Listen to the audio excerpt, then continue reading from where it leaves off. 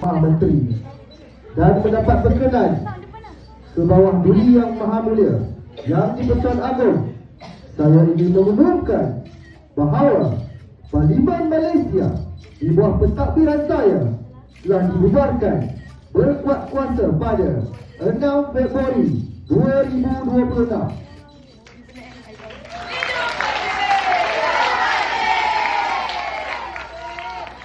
Keputusan ini diambil berdasarkan pertimbangan menyeluruh demi memastikan kestabilan politik, memperkukuhkan mandat rakyat dan menjamin hala tuju negara yang lebih baik.